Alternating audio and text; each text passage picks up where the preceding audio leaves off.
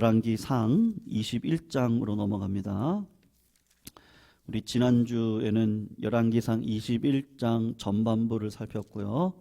오늘은 중반부, 그리고 다음 수요일에는 후반부를 살펴보시도록 하겠습니다. 우리 21장, 열왕기상 21장 17절에서 26절까지 우리 같이 교독으로 읽습니다. 열왕기상 21장 17절에서 26절까지입니다. 우리 구약 554쪽에 있습니다. 열왕기상 21장 17절부터 26절 제가 교독으로 읽겠습니다. 먼저 읽습니다. 여호와의 말씀이 디셉 사람 엘리야에게 임하여 이르시되 너는 일어나 내려가서 사마리아에 있는 이스라엘의 아합 왕을 만나라. 그가 나봇의 포도원을 차지하러 그리로 내려갔더니 너는 그에게 말하여 이르기를 여호와의 말씀이 내가 죽이고 또 빼앗았느냐고 하셨다 하고 또 그에게 이르기를 여호와의 말씀이 개들이 나봇의 피를 핥는 곳에서 개들이 내 피 곧 내 몸의 피도 핥으리라 하였다 하라. 아합이 엘리야에게 이르되 내 대적자여 내가 나를 찾았느냐 대답하되 내가 찾았노라. 내가 내 자신을 팔아 여호와 보시기에 악을 행하였으므로 여호와의 말씀이 내가 재앙을 내게 내려 너를 쓸어버리되 내게 속한 남자는 이스라엘 가운데 매인자나 노인자를 다 멸할 것이요 또 내 집이 느밧의 아들 여로보암의 집처럼 되게 하고 아히야의 아들 바하사의 집처럼 되게 하리니 이는 내가 나를 노하게 하고 이스라엘이 범죄하게 한 까닭이니라 하셨고 이세벨에게 대하여도 여호와께서 말씀하여 이르시되 개들이 이스라엘 성읍 곁에서 이세벨을 먹을지라. 아합에게 속한 자로서 성읍에서 죽은 자는 개들이 먹고 들에서 죽은 자는 공중의 새가 먹으리라고 하셨느니라 하니 예로부터 아합과 같이 그 자신을 팔아 여호와 앞에서 악을 행한 자가 없음은 그를 그의 아내 이세벨이 충동하였음이라. 같이 읽습니다. 그가 여호와께서 이스라엘 자손 앞에서 쫓아내신 아모리 사람의 모든 행함같이 우상에게 복종하여 심히 가증하게 행하였더라. 아멘. 우리가 열왕기상 17장부터 이 아합에 대해서 우리가 내용을 살피고 있습니다만 여러분 아합 왕 시대만큼 하나님을 떠났던 시대가 없었습니다. 아합 왕 시대가 정말 우상 숭배하는 시대로는 아마 최고의 시대가 아닐까 그런 생각을 하거든요. 열왕기상 16장 우리 한번 30절에서 33절인데요. 앞으로 조금 넘기시면 열왕기상 16장 30절에서 33절 거기 한번 보시면요. 아합에 대한 평가가 먼저 나오고 있는데 우리 30절에서 33절까지 우리 같이 한번 천천히 아합 왕이 도대체 어떤 왕으로 평가하는지 같이 한번 읽어보겠습니다. 시작. 오므리의 아들 아합이 그의 이전의 모든 사람보다 여호와 보시기에 악을 더욱 행하여 느밧의 아들 여로보암의 죄를 따라 행하는 것을 오히려 가볍게 여기며 시돈 사람의 왕 엣바알의 딸 이세벨을 아내로 삼고 가서 바알을 섬겨 예배하고 사마리아에 건축한 바알의 신전 안에 바알을 위하여 제단을 쌓으며 또 아세라 상을 만들었으니 그는 그 이전에 이스라엘의 모든 왕보다 심히 이스라엘 하나님 여호와를 노하시게 하였더라. 아멘. 오늘 본문 요거 읽어보시면 지금 아합 왕은 하나님 앞에 엄청난 큰 죄를 범했다라는 것을 우리가 알 수가 있습니다. 여러분, 하나님께서는 이 아합을 불쌍히 여기시죠. 그래서 엘리야를 보냅니다. 왜 엘리야를 보내시겠어요? 그가 하나님께 돌이키기를 원하는 간절한 마음이 있기 때문입니다. 엘리야를 통해 애를 많이 쓰셨는데 3년 동안 기근이 있을 것이다. 하늘에서 비를 내리지 않을 거다. 그런 이야기를 하셨습니다. 여러분, 아합 왕은 세상 사람들이 볼 때는 위대한 왕이었어요. 근데 하나님의 입장에서 보면 이렇게 악한 왕이 없습니다.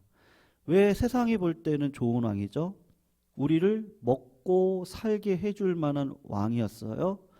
그냥 일반 사람들이 이제 돈도 많이 벌고 여름 별장도 만들고 겨울 별장도 만들고 살기가 너무 좋아졌는데 그게 누구 때문이냐 하면 우리 아합 왕 때문입니다. 근데 이 아합 왕이 아내 이세벨을 통해 들어왔던 바알과 아세라를 섬기는 일에 열심을 내는 거죠. 왜 그랬겠어요? 아합이 바알과 아세라를 섬김으로 나라의 부가 넘치고 국방력이 쇄신이 되고 평화를 누릴 것 같으니까 우상을 섬기는 거거든요. 그래서 하나님께서 너 그렇게 하다가 심판받는다. 돌아와라. 그리고는 가뭄을 내리는 거죠.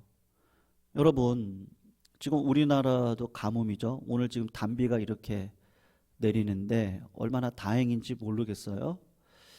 제가 지난 수요일 날에도 말씀을 드렸는데 우리 가뭄으로 인해서 오는 또 전쟁의 기근으로 인해서 오는 수많은 어려움들이 있습니다. 지금 뭐 지난 월요일이죠. 며칠 전 월요일이 블랙 먼데이라고 그러더라고요. 뭐 주식은 뭐 이렇게 곤두박질 치고 환율은 1,300원대까지 올라가고 그리고 우리나라 지금 물가가 어때요? 네, 지금 상당히 긴박한 상황입니다. 우리나라가요. 어떤 상황이냐면요. 그러니까 패턴이 똑같거든요. 1997년에 IMF가 터질 때 그리고 2008년도죠. 그때 미국의 리먼 사태를 통해서 우리나라 환율이 제가 아직도 기억해요. 왜냐하면 제가 그때 유학을 갔었거든요. 그때 유학 갈 당시 그 전해죠. 그 전해 준비할 때가 노무현 대통령 시절이었는데 1달러에 얼마 안 했습니다. 근데 유학 가고 10개월 흐르고 난 다음에 그때가 이명박 대통령 시절이었거든요. 1,400 얼마까지 올라갔어요. 그러니까 여러분 환율이 1,400대까지 올라가면 반드시 우리나라는 무역이 적자일 수밖에 없습니다. 왜냐하면 수입이 많거든요. 그러니 나라가 그러니까 무역을 적자가 나기 시작을 하면 수입 물가가 올라가게 되죠.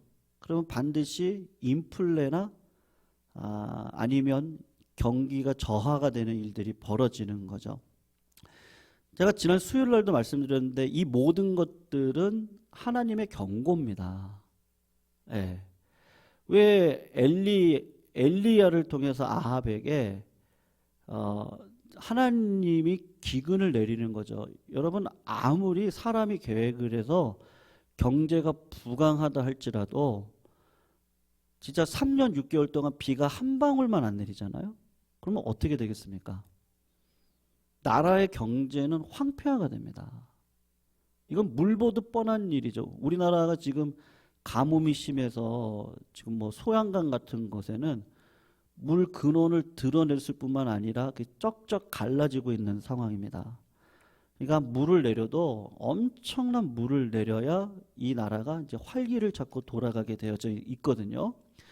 그러니 여러분 지금 이 시대의 이 기근 그리고 이 시대의 전쟁 하나님께서 엘리야를 통해 기근을 보내셔서 이 나라를 부강하게 하는 건 하나님이시죠.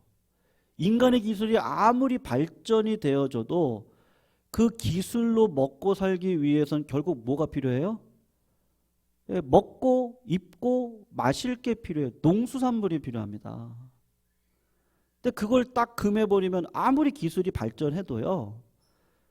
아니, 하늘에서 비를 내리지 않는데 어떻게 농수산물이 이 땅 가운데 있겠어요? 그러니까 하나님께로부터 나옵니다. 그러니 하나님이 돌아오라고 경고를 내리신 거죠. 그래도 안 돌아와요.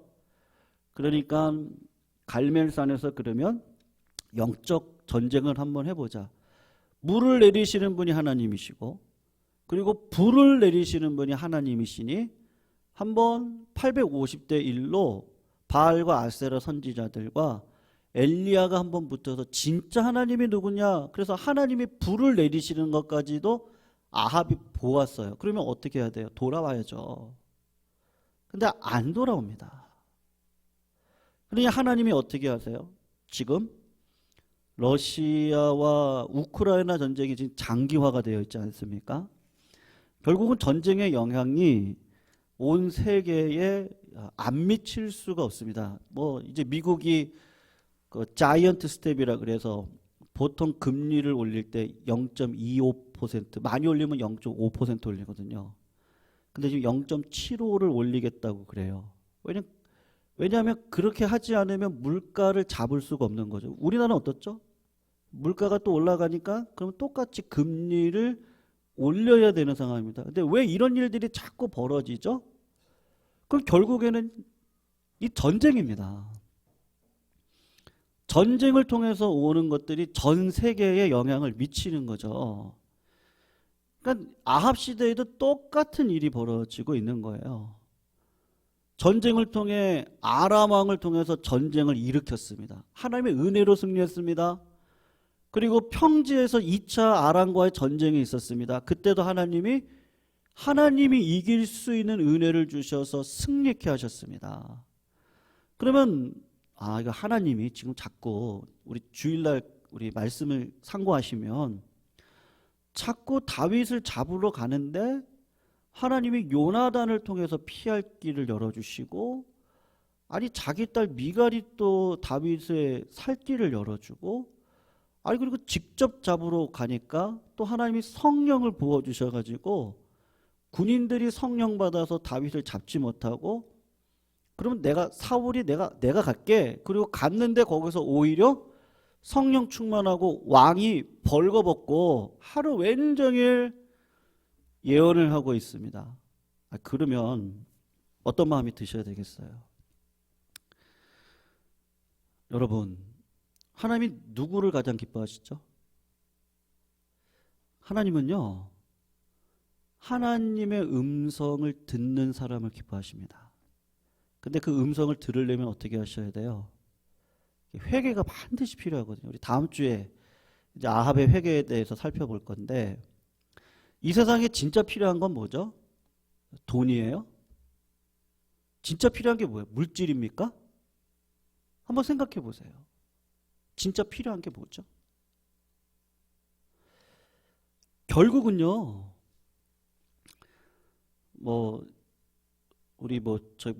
저희 아버님을 뵈도 그렇고요.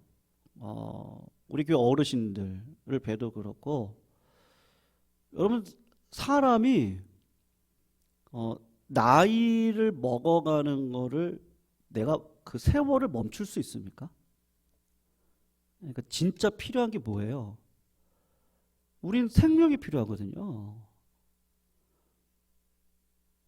우린 이미 하나님의 뜻 가운데 어떤 삶을 살아가게 되어 있습니까?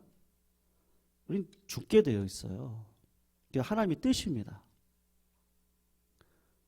우리는 이 땅 가운데 수고의 땀을 흘리고 살아가지 않고는 살 수 없도록 하나님이 이 땅 가운데 그냥 섭리하셨어요. 그래서 고생이 믿음 안에 들어오면 고생이 아니에요. 이거 하나님의 뜻이거든요. 그러니까 이 땅에서 여러분 결국은 생명이 끝나는 일들이 어떤 일로 이루어집니까? 기근도 있을 것이고 병을 이제 앓을 수도 있고요. 여러 가지 사건 사고가 일어날 수도 있고 전쟁이 일어날 수 있습니다. 근데 이건 하나님의 뜻입니다. 이 뜻 안에 우리가 살아가면서 뭐를 깨닫죠? 진짜 필요한 게 뭐라는 걸 깨달아요. 생명이 필요하다는 걸 깨달아요. 여러분, 제가 그 이전 교회를 섬겼을 때 한 집사님이신데 한 80 중반 되시는 남자 집사님이셨거든요. 그런데 폐암에 걸리셨습니다. 그리고 병원 저기 일산에 있는 명지병원이 있습니다. 거기에 이제 입원을 하셨어요. 이제 암이니까 얼마나 고통스럽겠어요. 정말 고통스럽습니다. 그거를 이제 항암 치료를 해나가는 게 너무너무 고통스러운 거죠. 가서 이제 신방을 제가 갔습니다. 혼자 갔습니다. 가서 이제 이런저런 이야기를 나누고 그 집사님이 하셨던 말씀이 아직도 제 마음 가운데 있는데, 목사님, 이거 죽는다는 건 이제 알겠다는 거죠. 기다리고 있는 그 죽음을 기다리고 있는 그 현실 앞에 그 생명의 중요함을 너무 알겠다는 거예요. 그래서 예수만이 진짜 소망이구나. 하나님이 왜 이런 고통 가운데 우리를 살게 하실까? 진짜 생명이 예수께 있구나. 그거를 알겠다는 거예요. 근데 너무 괴롭다는 거예요, 몸이요. 그래서 그분이 저한테 그러시더라고요. 목사님, 고통 없이 하나님 앞에 가면 좋겠다는 거예요. 고통 없이. 근데 여러분, 고통이 없습니까? 얼마 전에 아내랑 이런저런 얘기를 하다가 제가 이제 그게 참 마음에 왔어요. 어떤 게 마음에 왔냐면, 애를 낳을 때 너무 고통스럽잖아요. 근데 너무 고통스러우니까 빨리 이 고통의 끝을 보고 싶은 거예요. 그 고통의 끝을 딱 보고 나면 생명이 잉태하는 거거든요. 그래서 제가 참 그렇지. 제가 아내 그 얘기를 들으면서 그래, 그게 신앙이지. 우리가 막 죽겠거든요, 사랑하는 게 사실은요. 사실은 우리 여기 권사님들도 계시지만 여기도 아프시고 여기도 아프시고, 이건 안 아프신 분들은 몰라요. 네, 겉은 멀쩡해 보이죠? 근데 사실 진짜 그렇지 않거든요. 근데 여러분, 이 땅의 고통을 없이 살아갈 수 있습니까? 그런 거 없어요. 그러니까 너무 고통스러우니까 고통 없이 갔으면 좋겠는데, 그 고통을 가지고 집사님이 이제 소천하시고 한나라 가셨거든요. 근데 뭐가 위로죠? 나중에 그 돌아가시고 장례 치르고 그 이제 자녀가 이제 몇 분들이 계셨는데, 그분의 한 분이 다 같은 교회 다니셨어요. 오셔가지고 저한테 제 손을 콱 잡더라고요. 그러면서 그 여집사님이신 따님이 저한테 그러시더라고요. 목사님이 아버지한테 기도를 해주시는데 그 진실함이 너무 느껴지더래요. 그 기도의 그 한 구절 한 구절이 그게 고통 가운데서도 너무 위로가 돼서 마음의 평안을 누렸는데, 요 말을 꼭 목사님한테 전해달라고 아버지가 이야기를 하셨다는 거예요. 그러면서 하시는 얘기가, 그 목사님 손은 왜 이렇게 작냐? 그러시더라고요. 제 손이 작거든요. 그분 손이 이렇게 커셨어요. 여러분, 그분의 위로가 뭐죠? 너무 고통스러우니까 이 고통을 빨리 끝내고, 여러분 인생이 근데 내 맘대로 가는 게 아니잖아요. 네.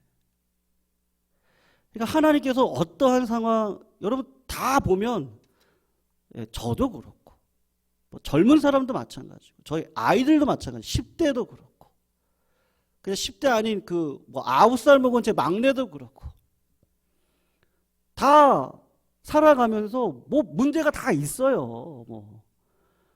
친구 때문에 뭐 마음이 어땠다고 그러고요. 뭐, 뭐, 농구하다가 뭐 다쳐가지고 또 뭐 이렇게 뭐 하고요. 또 공부 때문에 힘들다고 그러고요. 나이가 어린 사람부터 나이가 많으신 분까지 다 사실은 다 씨름하며 살아가고 있습니다. 이 땅이. 근데 여러분 여기서 중요한 게 뭐죠?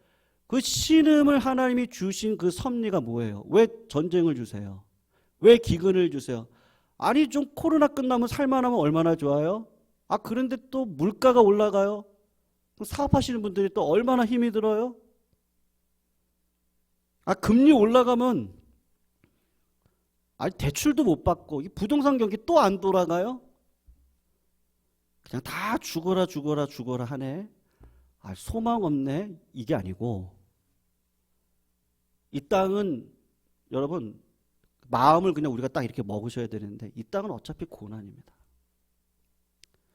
이 땅은 쉴 날이 없습니다. 이 땅의 자랑은요 모세가 얘기한 것처럼 수고와 슬픔뿐입니다. 그걸 빨리 믿음으로 수납하고 뭘 먹을까 입을까 마실까 그걸 염려하는 게 아니라 하나님의 나라와 그 생명이잖아요. 그 생명을 위해서 오늘 하루를 믿음으로 살아가는데 여러분 이것조차도 하나님이 해주시는 거잖아요. 여러분 하나님은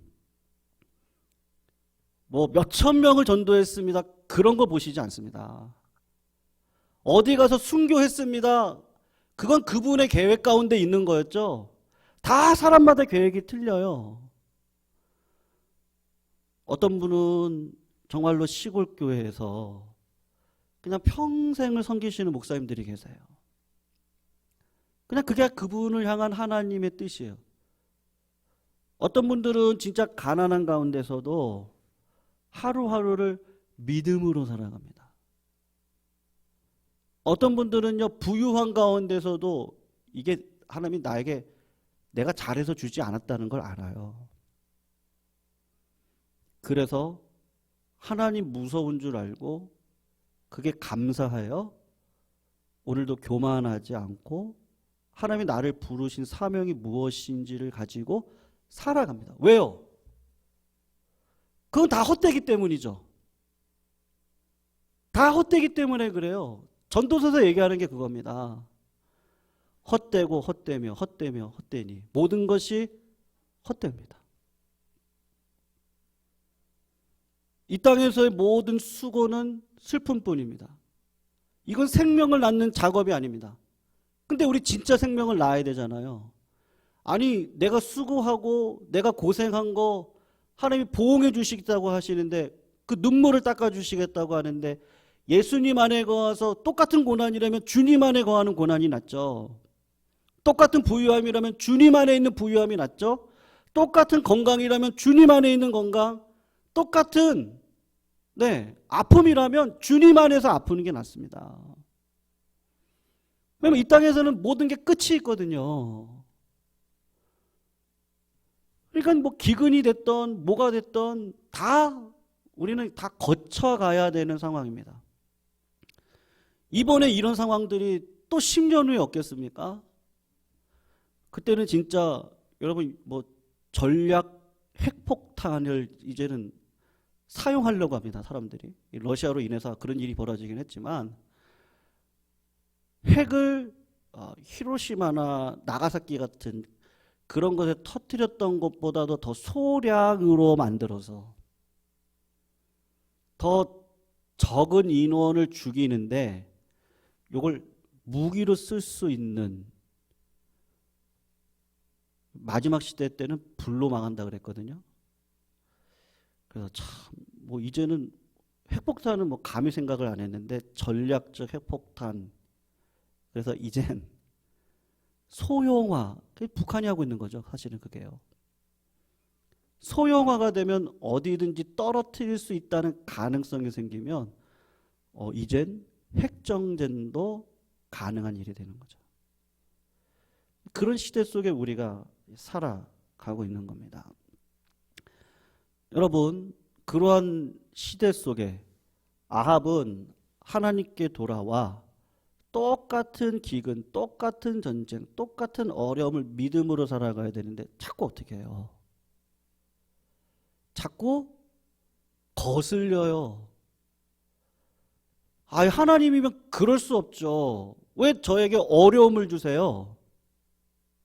그런 하나님은 믿고 싶지 않고 바알과 아세라를 딱 보니까 저 씨는 나한테 건강도 주고 부유함도 주고 생활의 편리도 주고 다 주네. 자꾸 마음을 갈아타는 거예요. 처음부터 끝까지. 그리고 나봇의 포도원을 딱 보니까 이것도 갖고 싶은 거예요. 그러니까 결국은 어떻게 하죠? 이세벨이 부추겨서 나봇의 포도원을 빼앗아 버리죠. 그 마음이 지금 다 어디에 가 있습니까? 하나님은 이 땅에서 일어나는 수많은 어려움들은 그건 땀을 흘리고 수고해서 먹어야 되는 죄의 결과라고 이야기를 하셔서 우리는 누구든지 마찬가지입니다. 아픔을 경험하고 병마를 경험하고 뭔가 가진 것 같아도 또 어떤 마음이 허무함이 자꾸 마음 가운데 찾아오고 한숨이 있고 여기도 아프고 저기도 아프고 하나님이 우리들에게 주신 진짜 생명을 바라보라고 주신 사인이거든요. 근데 그 사인을 아합은 자꾸 뭐로 생각하는 거예요? 아니라는 거예요. 하나님은 그러실 분이 아니라는 거예요. 근데 하나님은요, 인생 채찍, 사람 막대기로 미래를 알지 못하게 하셔서 누구만 바라보게 하십니까? 하나님만 바라보게 하시거든요. 아합이 여기에서 계속해서 신앙관이 드러나는데 그런 하나님은 나는 섬길 수 없습니다. 그리고 하루하루를 걸어가 결국 나합의 삶의 열매가 무엇입니까? 나봇의 포도원을 빼앗았는데 이게 결국엔 결정적으로 역사를 하게 되었습니다. 여러분, 하나님의 심판의 말씀을 한 번 더 보실까요? 너무 비참한 이야기이긴 한데 21장 21절에서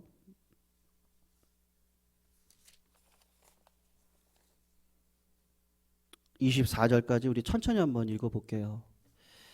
21장 21절에서 24절 우리 같이 한번 읽습니다. 시작. 여호와의 말씀이 내가 재앙을 내게 내려 너를 쓸어버리되 내게 속한 남자는 이스라엘 가운데 매인자나 노인자를 다 멸할 것이요 또 내 집이 느밧의 아들 여로보암의 집처럼 되게 하고 아히야의 아들 바하사의 집처럼 되게 하리니 이는 내가 나를 노하게 하고 이스라엘이 범죄하게 한 까닭이니라 하셨고 이세벨에게 대하여도 여호와께서 말씀하여 이르시되 개들이 이스라엘 성읍 곁에서 이세벨을 먹을지라 아합에게 속한 자로서 성읍에서 죽은 자는 개들이 먹고 들에서 죽은 자는 공중의 새가 먹으리라고 하셨느니라 하니 아멘. 여러분 지금 어떻게 하신다는 거죠? 아합의 집을 완전히 멸망시키게 하겠다. 지금 그 이야기를 하고 있습니다. 사랑하는 성도님들, 로마서 8장 5절 6절에 이런 말씀이 있습니다. 육신을 따르는 자는 육신의 일을, 영을 따르는 자는 영의 일을 생각하나니 육신의 생각은 사망이고 영의 생각은 생명과 평안이다. 그리고 갈라디아서 5장 16절을 보시면 성령을 따라 행하라 그리하면 육체의 욕심을 이루지 아니하겠다. 그렇게 말씀을 하고 있습니다. 굉장히 중요한 말씀인데요. 여러분 하나님께서 우리들에게 말씀하십니까? 안 하십니까? 그냥 한번 속으로 생각해 보세요. 네. 제가 그냥 딱 이렇게 보시면 됩니다. 말씀을 들을 때 뭐 때로는 피곤하실 때도 있어요. 그래서 저는 다 이해합니다. 그래서 주무셔도 저는 기뻐요. 왜냐면 그 주무시는 것도 하나님 받으시니까. 그런데 어떨 때는 말씀이 이렇게 딱, 나한테 하시는 말씀이구나. 이게 딱 옵니다. 아니면 그냥 생명을 놓고 기도를 할 때 하나님께서 이제 기도하는 가운데 이렇게 마음을 주십니다. 지금 이런 상황 속에서 하나님이 나에게, 그러니까 이제 그런 마음이 드는 거죠. 이제 어떤 마음이 드냐, 이제 이제 우리 부모님 세대 이렇게 딱 보니까요, 자식 문제를 놓고 이제 어떤 기도 제목이 생겼습니다. 하나님 마음을 주시는 겁니다. 그래서 내가 100일은 아침을 금식하면서, 아침을 금식하면서 내가 자식을 놓고 한번 이제 기도를 해봐야겠다. 아니면 이제 뭐 사업의 문제라든지 또 내 인생의 이제 마지막 희망이라고 생각했던 것들이 무너질 때가 있습니다. 그런 걸 놓고 이제 마음을 딱 주십니다. 그런 마음인 거죠. 이런 마음을 놓고, 그 예전에는 그래도 그런 꺼끌꺼끌한 신앙이 있었거든요. 그래서 기도원을 한 2박 3일 가죠. 네. 2박 3일 가서 진짜 간절히 한번 기도하는 거예요. 하나님의 뜻이 뭡니까? 뜻이 뭐예요? 네. 근데 하나님이 말씀하세요. 믿으세요? 네, 말씀으로도 이게 좀 이단일처럼 들릴 수 있는데요. 특별 계시는 사라졌어요. 그렇지만 간절히 구하면 하나님의 음성을 들려주세요. 믿으셔야 돼요. 하나님의 음성을 들려주시거든요. 상황 속에서도 말씀하시고, 하나님이 나에게 말씀을 통해서도 이야기를 하시고, 어떤 사람과의 마음 속에서 이야기하는 가운데 나에게 말씀하시고, 어떨 때는 하나님이 뜻을 보여주세요. 그 뜻을 따라서 하루하루를 살아가시는 거거든요. 그러니까 예를 들면 사도 바울이에요. 사도 바울이 하나님이 주셨던 뜻은 뭐죠? 이방의 사도로 살아가는 거예요. 근데 살아가다 보니까 해결해야 될 문제들이 있어요. 그 이런저런 것들을 문제를 해결하면서 살아갑니다. 사도 바울도 실수하죠. 그리고 성질이 급했어요. 그리고 본인 성격에 안 맞으면 마가 요한 같은 사람은 바나바랑 싸워가지고 나 저런 사람 못 데려간다. 그런 실수도 범했습니다만 나중에 마가 요한이 같은 동역자가 되어집니다. 근데 이제 예루살렘을 올라가야 되는 일이 벌어졌어요. 이건 그 사역의 일 가운데 분명히 중요한 일입니다. 근데 하나님께서 기도를 열심히 하는 사람들을 통해서 그분의 삶을 보여주셨는데, 예루살렘에 올라가면 너는 죽어요. 하나님 이야기하셨어요. 이 띠를 가지고 있는 사람은 예루살렘에 올라가면 죽습니다. 사도 바울이 그걸 알아요. 근데 하나님의 뜻은 뭐였죠? 물어봤겠죠. 하나님, 그러면 제가 예루살렘에 올라가면 제가 죽는다 그러는데 올라가야 됩니까? 말아야 됩니까? 놓고 하나님 앞에 이제 여러 가지를 물었겠죠. 그때 사도 바울에게 주셨던 하나님의 응답은 뭐죠? 죽어라. 가서 죽는 게 하나님의 뜻이에요. 그러니까 여러분, 여기 우리가 잘 분별하셔야 되는데, 어떤 사람이 하나님의 뜻을 받들어서 이야기를 할 수 있습니다. 근데 그 뜻을 결정하는 건 내가 하는데, 하나님이 나에게 주신 뜻이 있거든요. 여러분, 사도 바울처럼요, 교회를 많이 개척한 사람이 어디 있어요? 사도 바울처럼 이적을 많이 베푼 사람이 어디 있습니까? 사도 바울처럼 하나님의 뜻을 쫓아간 사람이 어디 있어요? 외모로 보면 이런 사람 없어요. 세상적으로 보나 영적으로 보나 대단한 사람인데, 이분이 자랑하는 건 뭘 자랑했죠? 그냥 하루하루를요, 하나님 앞에 와서 하나님 어떻게 살아가는 게 하나님이 기뻐하시는 뜻이에요. 사도 바울에게는 너는 이방의 빛으로 살아야 되네. 그러니까 예루살렘에 올라가서 왜 이방인의 사도로 살아가야 되는지를 유대인들에게 이야기를 하고, 혹시 잡히더라도 어떻게 해요? 그냥 죽는 게 하나님의 뜻인 거예요. 여러분, 아무리 교회를 많이 세워도 그분 죽습니까? 안 죽습니까? 죽습니다. 예. 아무리 다른 사람들을 많이 치유의 은혜를 베풀었다 그래도 하나님께서 그분의 그 사단에 가시는 치유를 못하도록 하셨습니다. 결국은 다 죽는 거죠. 다 죽어요. 근데 하나님이 보시는 건 뭘 봐요? 아, 내가 주여 주여 귀신을 쫓아냈습니다. 주여 주여 제가 큰 일을 하나 옆에 행했습니다. 근데 주님이 나는 너 모르고 뭐라 그러죠?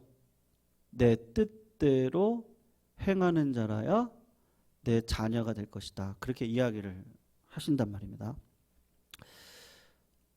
여러분, 이건 절대 신비도 아니고 가짜도 아니고 그냥 내 마음이 깨끗하고 정직해서 하나님 앞에 묻고 걸어갈 때 하나님이 있으라고 하는 자리 있잖아요. 그것을 감당하면서 믿음으로 살아가는 거.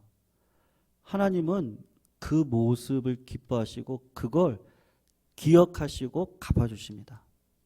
그런데 그게 아니고 하나님의 뜻이 분명히 있음에도 불구하고 아합과 같이 내 유익, 내 권세, 내 나라, 내 왕권 이걸 가지고 살아가기 시작을 하면요. 하나님의 오늘 심판의 이 모습은 진짜 너무 저주에 가깝습니다. 사울이 똑같았죠. 근데 사울도 어땠습니까? 목이 잘리고 갑옷이 벗겨지고 성벽에 몸이 그냥 창에 꽂혀가지고 있는 저주의 모습으로 있거든요. 그러니까 우리가 여기서 생명을 심어야 되는데 그 생명은 어디서부터 옵니까? 그러니까 이건 신비가 아니고 하나님께 물어보셔야 되는 거예요. 그래서 제가 어제도 말씀드렸는데요. 교회에서 전도를 많이 했어요. 근데 교회가 죄인을 계속 양산을 하고 있는 거예요. 교회가 계속 교회가요. 그게 뭐죠? 외모를 쫓아가면 그렇습니다. 하나님께서 오늘 나에게 주신 상황이 있습니다. 왜 이런 일이 있지? 왜 이런 어려움이 있지? 왜 이런 장애물들이 생겼을까? 그 반대. 아니 왜 이런 하나님은 30배, 60배, 100배 열매를 주시니까 내가 수고한 것보다 더 큰 열매를 왜 주셨을까? 그리고 하나님의 뜻을 묻고 하나님의 뜻에 따라 오늘도 그 길은 나를 부인하는 길이거든요. 여러분 상황이 어려운데 어떻게 기뻐할 수 있습니까? 그건 딱 하나입니다. 항상 기뻐할 수 있는 딱 하나. 진짜 생명을 아는 자. 이 땅에서 있는 모든 것들은 다 허무라는 걸 진짜 마음속에서 확신하는 자. 그걸 모르면 내 마음속에 늘 뭐가 있어? 두려움이 있죠. 원망이 있죠. 근데 지금 보는 세계가 다가 아니거든요. 영원한 생명이 나를 기다리고 있거든요. 그러면 하나의 분명한 뜻이 있는 거예요, 지금요. 그 뜻을 붙들고 오늘도 하나님이 분명히 말씀하시니까요. 그 하나님이 나와 함께 하시잖아요. 함께 하시는 건 말씀하신다는 거고 그 말씀을 따라서 하나님이 얼마나 엘리야에게 많이 얘기했습니까? 엘리야를 통해서 아합에게 얼마나 많은 이야기를 했습니까? 전쟁을 통해서도 이야기했습니다. 마지막에 너희 미래가 이렇게 될 거라고까지도 이야기를 했습니다. 하나님은 계속 말씀하고 계시거든요. 근데 문제는 뭐죠? 내 눈과 귀가 열리지가 않는, 거듭나지가 않는 거예요. 그래서 영원의 생명을 바라보지 못하는데 눈이 안 열리고 귀가 안 열렸는데 어떻게 내가 이런 상황 속에서도 감사할 수 있겠어요? 그러니까 문제는 뭐죠? 내 마음이더라고요. 그래서 저도 그래요. 하나님, 믿음 주세요. 하나님, 깨끗한 마음을 주세요. 하나님, 성령 주세요. 하나님의 역사가 있는 곳엔 기적과 이적이 나타나는데 하나님 그런 믿음의 삶을 살아가게 해주세요. 결국은 제 문제더라고요. 제 마음 문제더라고요. 여러분 우리가 아합과 같은 삶을 살아갈 수도 있고 엘리야와 같은 삶을 살아갈 수도 있습니다. 대체 엘리야가 이 땅 가운데 이룬 게 뭐가 있죠? 어떻게 보면 아무것도 없어요. 엘리야는요. 잠깐 나타났다가 전쟁, 영적 전쟁 한번 부르고 하나님 앞에 원망과 불평하다가 사명 받아가지고 사명만 하고 불병거 타고 올라가는 것밖에 없었습니다. 엘리야는요. 뭐 크게 이룬 게 없어요. 사실 어떻게 보면.